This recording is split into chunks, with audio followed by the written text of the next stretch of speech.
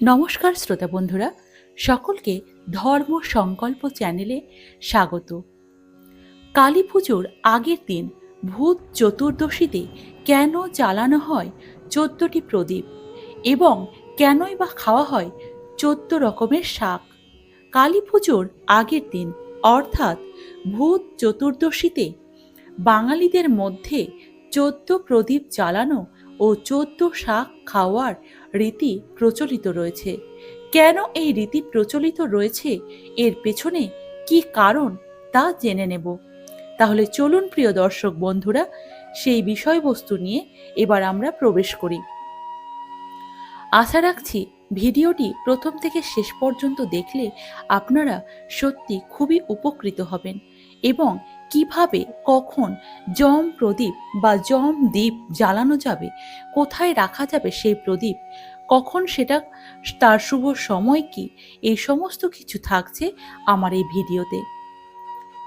তাহলে চলুন শুরু করা যায়। হিন্দু ধর্মে দীপাবলি শুধুমাত্র আলোর উৎসব নয়, এটি অন্ধকারের ওপর আলোর বিজয়ের প্রতীক। এই পবিত্র উৎসবের সূচনা হয় ধনতেরাস দিয়ে, যা সম্পদ, সুস্বাস্থ্য ও দীর্ঘায়ুর কামনায় পালিত হয়। ধনতেরাসের অন্যতম গুরুত্বপূর্ণ আচার হল যম দীপদান, যেখানে মৃত্যুর দেবতা যমের উদ্দেশ্যে প্রদীপ নিবেদন করা হয়। বিশ্বাস করা হয় এই প্রদীপ জ্বালানোর মাধ্যমে পরিবার অকাল মৃত্যু, দুর্ভাগ্য ও নেতিবাচক শক্তি থেকে সুরক্ষিত থাকে। যমের প্রদীপ 2025 সালে 1432 বঙ্গাব্দে এর তারিখ এবং শুভ সময়। কখন এই যম প্রদীপ জ্বালানো যাবে? শুভ সময়টি হলো বাংলা পহেলা কার্তিক 1432 বঙ্গাব্দে 19 অক্টোবর 2025 রবিবার প্রদোষে 5টা 5 মিনিট 14 সেকেন্ডে, গতে রাত্রি 6টা 41 মিনিট 41 সেকেন্ডের মধ্যে। এই সময়ের মধ্যেই কিন্তু আমাদেরকে যম প্রদীপটি জ্বালাতে হবে। এটাই হচ্ছে যম প্রদীপের জ্বালানোর শুভ সময়। আরেকটি বিষয় যেটা আমাদের জানতে হবে, যে ভূত চতুর্দশী তিথি কখন শুরু হচ্ছে। তাহলে ভূত চতুর্দশী তিথি শুরু হচ্ছে পহেলা কার্তিক 1432 বঙ্গাব্দ এবং ইংরেজি হচ্ছে 19 অক্টোবর 2025 রবিবার দিবা 1টা 54 মিনিটে। এবার আমরা জেনে নেব চতুর্দশী তিথি কখন সমাপ্ত হচ্ছে। বাংলা 2রা কার্তিক 1432 বঙ্গাব্দ এবং ইংরেজি 20 অক্টোবর 2025 সোমবার দিবা 2টা 57 মিনিটে। তাহলে শুরু হচ্ছে রবিবার এবং শেষ হচ্ছে সোমবার। রবিবারের দিন 1টা 45 মিনিটে শুরু হচ্ছে এবং সোমবারের দিন 2টা 57 মিনিটে চতুর্দশী অর্থাৎ ভূত চতুর্দশী বা নরক চতুর্দশী শেষ হচ্ছে। যমের প্রদীপ কখন জ্বালানো হবে সেটা তো বলা হলো, এবার কিভাবে জ্বালানো হবে, সেই কোথায় রাখতে হবে সেই যমের প্রদীপটি, সেই সম্পর্কে একটু আলোচনা করা যাক। যমের প্রদীপ সাধারণত বাড়ির প্রধান দরজার সামনে দক্ষিণ দিকে মুখ করে রাখতে হবে। তবে অনেক জায়গায় এটি নালার ধারে বা জলাশয়ের কাছেও রাখা হয়। প্রদীপ রাখার দিক নির্দেশ, অর্থাৎ প্রদীপটি কোন দিকে মুখ করে রাখতে হবে। যমের প্রদীপ অবশ্যই দক্ষিণ দিকে মুখ করে রাখা উচিত। যম দ্বীপ জ্বালাবেন কিভাবে এবং কি দিয়ে সেই যমের প্রদীপটি তৈরি করবেন? প্রথমে মাটি, আটা বা গোবর দিয়ে একটি 4 মুখ প্রদীপ তৈরি করুন। তাতে 2 বা 4টি তুলোর সলতে লাগান। তারপর সর্ষের তেল ঢালুন। প্রদীপটি সরাসরি মাটিতে না রেখে একটু চাল বা ফুলের ওপরে রাখুন এবং প্রদীপটি রাখার আগে সেখানে অবশ্যই গঙ্গা জল ছিটাতে ভুলবেন না কিন্তু।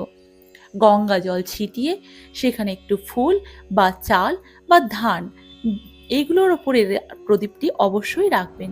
প্রদীপটি কিন্তু এমনি মাটিতে রেখে দেবেন না। আর প্রদীপ জ্বালানোর সময় অবশ্যই অম জম দেবায় নমঃ এই মন্ত্রটি 3 বার জপ করবেন। আর আগামী 20 অক্টোবর পালিত হচ্ছে আমাদের কিন্তু কালী পুজো। আর তার আগের দিন অর্থাৎ রবিবার পালিত হলো তাহলে ভূত চতুর্দশী। কার্তিক মাসের কৃষ্ণপক্ষের চতুর্দশী তিথি অর্থাৎ কালী পুজোর আগের দিনটিকেই ভূত চতুর্দশী নামে আমরা চিনি বা জানি। অনেক জায়গায় এই দিনটিকে আবার নরক চতুর্দশীও কিন্তু বলা হয়ে থাকে, কারণ প্রচলিত বিশ্বাস অনুসারে এই দিনে নরকের দরজা খুলে দেওয়া হয়। ভূত চতুর্দশীতে ভূত প্রেতের দল মর্তে ঘোরাফেরা করে বলেও মনে করা হয়। সেই কারণে এদিন সন্ধ্যের পর বাইরে বেরোতেও বারণ করা হয়। ভূত চতুর্দশীতে বাঙালিদের মধ্যে একটি বিশেষ রীতি প্রচলিত রয়েছে। এদিন 14টি প্রদীপ জ্বালানো হয় এবং 14 রকমের শাকও খাওয়া হয়। 14 রকমের শাক দিয়ে এদিন ভাত খাওয়ার প্রথা প্রচলিত রয়েছে। আর সন্ধ্যের পর বাড়ির বিভিন্ন স্থানে মোট 14টি প্রদীপ জ্বালানো হয়ে থাকে। কিন্তু কেন 14 শাক খাওয়ার প্রথা, আর কেনই বা এদিন জ্বালানো হচ্ছে এই 14টি প্রদীপ? এই 14 ধরনের শাকের মধ্যে কোন কোন শাক থাকতে হবে, এই সবই জেনে নেব আমরা এই ভিডিওর মাধ্যমে। এবং ভূত চতুর্দশীতে কেন 14টি প্রদীপ জ্বালানো হয় সেটিও কিন্তু আমরা জেনে নেব এই ভিডিওতে। তাহলে চলুন শ্রোতা বন্ধুরা, শুরু করি এই বিষয়টি নিয়ে এবার আলোচনা।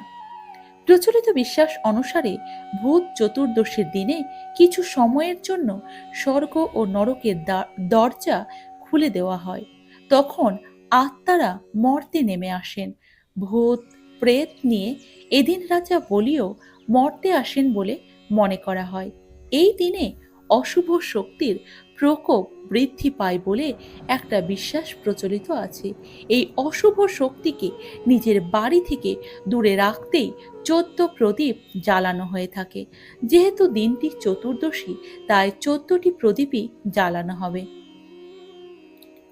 অন্য একটি ধারণা অনুসারে ভূত চতুর্দশী তিথিতে মর্তে আসেন আমাদের পূর্বপুরুষেরাও। সেই দিনে ফিরেও যান তারা। অমাবস্যার আগের রাতে অন্ধকারে তাদের পথ দেখাতে 14টি প্রদীপ জ্বালানো হয়ে থাকে। যে বাড়িতে 14টি প্রদীপ জ্বালানো হয় সেই বাড়ির সদস্যরা যে তাদের প্রয়াত পূর্বপুরুষদের ভুলে যাননি, এভাবেই তা কিন্তু প্রমাণিত হয়। আবারও ভূত চতুর্দশী তিথিটি অনেক জায়গায় যম চতুর্দশী নামেও পরিচিত। এই দিনে যমরাজের নামে প্রদীপ জ্বালালে অকাল মৃত্যুর ভয় এড়ানো যায় বলে প্রচলিত বিশ্বাস। এগুলোও আমি বিস্তারিত আলোচনায় যাব।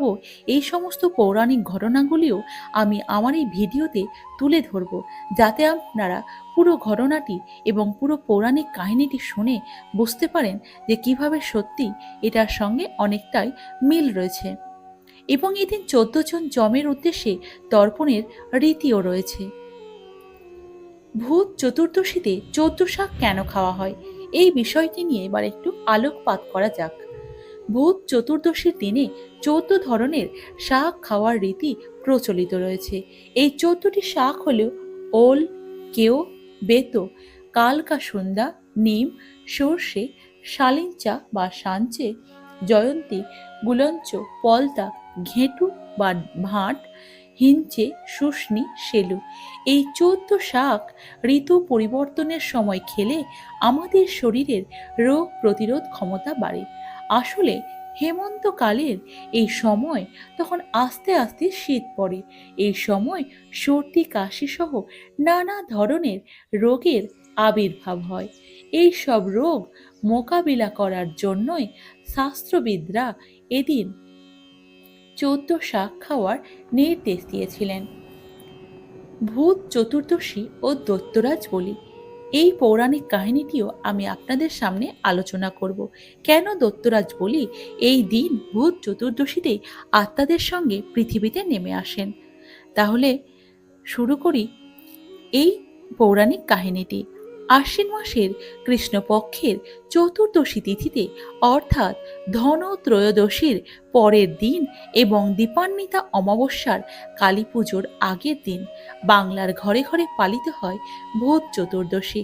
ভূত চতুর্দশী প্রসঙ্গে প্রথমেই যে ঘটনাটি সামনে আসে সেটি হলো ভক্ত প্রহ্লাদের পুত্র দৈত্যরাজ বলির কাহিনী।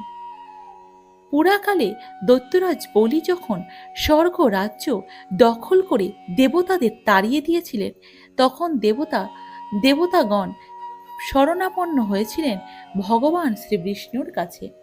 তখন অত্যাচারী বলিকে দমন করতে ভগবান শ্রীহরি বামন অবতার রূপে আবির্ভূত হয়েছিলেন বলি রাজার সামনে।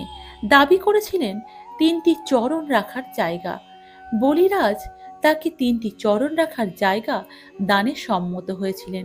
তিনি তার এক চরণ দ্বারা তিনি সমস্ত আকাশ ব্যাপ্ত করেন এবং দ্বিতীয় চরণ দ্বারা আবৃত করলেন সমগ্র পৃথিবীকে। এরপর তার শরীর থেকে তৃতীয় একটি পা বের করে বলিরাজাকে জিজ্ঞাসা করলেন, আর এক চরণ রাখি কোথায়?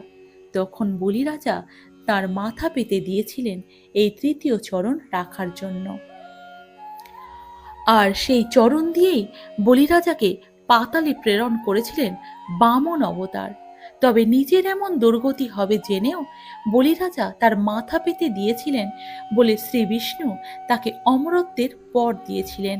আর সেই সাথে বছরে একটি দিন তিনি ভূত, প্রেত, পিশাচ ও অশরীরীয় আত্মাদের সাথে নিয়ে পৃথিবীতে উঠে আসারও অনুমতি পেয়েছিলেন।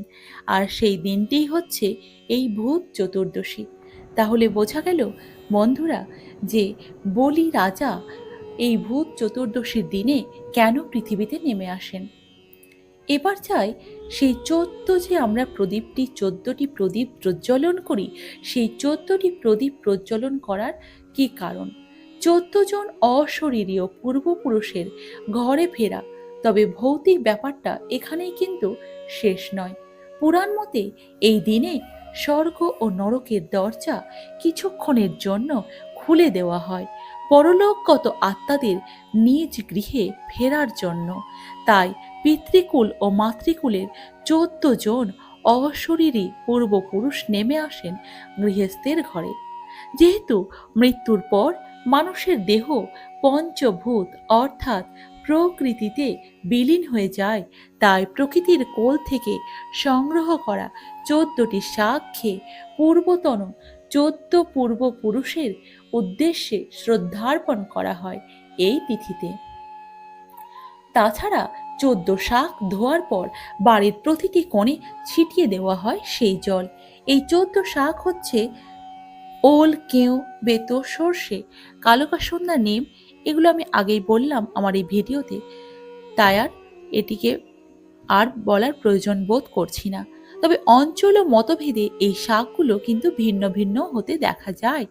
এই 14 শাক খাওয়ার পেছনেও কিছু বৈজ্ঞানিক কারণ রয়েছে। সেই কারণটি আমি এর আগেই আলোচনা করে ফেলেছি। আর অর্থাৎ এই হেমন্ত ঋতু অর্থাৎ ঋতু পরিবর্তনের সময় কিন্তু বিভিন্ন ধরনের রোগ শোক আবির্ভাব হয় এবং এখান থেকে মুক্তি পেতেই এই 14 শাক খাওয়ার কথা বলা হয়েছে। মূলত এই পৃথিবীতে ভূত, প্রেত, পিশাচ ও অশরীরীয় আত্মাদের পথ দেখানোর উদ্দেশ্যেই এই 14টি দ্বীপ কিন্তু প্রজ্বলন করা হয়। এবার আসি আরেকটি পৌরাণিক কাহিনীতে, যেটা হচ্ছে কিনা যম চতুর্দশী। এক সময় যমরাজ তার নিজের দূতেদের জিজ্ঞাসা করেছিলেন, কোনো জীবের প্রাণ হরণ করার সময় তোমাদের কি তাদের ওপর দয়া হয় না? যম দূতেরা প্রথমে সংকোচ করলেও পরবর্তীতে যমরাজের সামনে একটি ঘটনা বর্ণনা করেন। ঘটনাটি হচ্ছে, হেম নামক রাজার স্ত্রী এক সুন্দর পুত্রের জন্ম দেয়, কিন্তু সেই পুত্র সন্তানের কোষ্ঠী বিচার করে জ্যোতিষীরা জানান বিবাহের 4 দিন পর সেই বালকের মৃত্যু হবে। এই ভবিষ্যৎবাণী শোনার পর রাজা সেই বালককে যমুনা নদীর তীরের একটি গুহায় ব্রহ্মচারী হিসেবে লালন পালন করতে শুরু করেন। একদিন সেই যমুনা তীরে মহারাজা হংসের পুত্রী ঘোরাফেরা করছিলেন। রাজকুমার সেই রাজকুমারীকে দেখে মোহিত হয়ে যান এবং তারা একে অপরের সম্মতিতে গন্ধর্ব বিবাহ করেন। এরপর নিয়তির অমোঘ নিয়মে তাদের বিবাহের 4 দিন পর রাজকুমারের মৃত্যু হয়। স্বামীর মৃত্যুতে সদ্য বিধবা রাজকুমারীর আহাজারি দেখে হৃদয় কেঁপে ওঠে আমাদের। ওই রাজকুমারীর প্রাণ হরণের সময় আমাদের চোখ থেকেও জল গড়িয়ে পড়ে। কোনোভাবেই কান্না থামাতে পারছিলাম না আমরাও। এরপর একজন যমদূত যমরাজকে জিজ্ঞাসা করলেন, অকাল মৃত্যু থেকে বাঁচার কি কোনো উপায় নেই মহারাজ? উত্তরে যমরাজ বললেন, ভূত চতুর্দশীতে দীপদান করলে অকাল মৃত্যু থেকে রেহাই পাওয়া যায়। তবে এই কাহিনীটি একটু অন্যভাবে উপস্থাপন করা হয়েছে ধনতেরাসের কাহিনীর সাথে। তাই শাস্ত্রমতে ভূত চতুর্দশীতে বাড়ির প্রবেশদ্বারে সামান্য ধান রেখে তার উপর তিলের প্রদীপ জ্বালিয়ে জমদীপ দান করার বিধান রয়েছে আমাদের এই সনাতন শাস্ত্রে। এছাড়াও ধর্মরাজ মৃত্যু, অন্তক, বৈবস্বত, কাল, সর্বভূতক্ষয়, যম, ওড়ম্বর, দগ্ন, নীন, পরমেষ্ঠী, বৃকোদর, চিত্র ও চিত্রগুপ্ত এই 14 জন যমরাজের উদ্দেশ্যে তর্পণ করার রীতিও প্রচলিত রয়েছে আমাদের সনাতন ধর্মে। তাই পদ্ম পুরাণ অনুসারে স্পষ্টভাবেই অর্থাৎ পদ্ম পুরাণে স্পষ্টভাবে উল্লেখ করা হয়েছে যে এই যম চতুর্দশীতে কেউ যদি গঙ্গা স্নান করে তাহলে তার ফল তাকে আর মৃত্যুর পরে আর নরকে নরক যন্ত্রণা, নরক কষ্ট ভোগ করতে হবে না, অর্থাৎ নরক থেকে মুক্তি পাবে। ভিডিওটি যদি ভালো লেগে থাকে তাহলে অবশ্যই চ্যানেলটিকে সাবস্ক্রাইব করবেন এবং কমেন্টে লিখবেন, জয় মা কালীর জয়।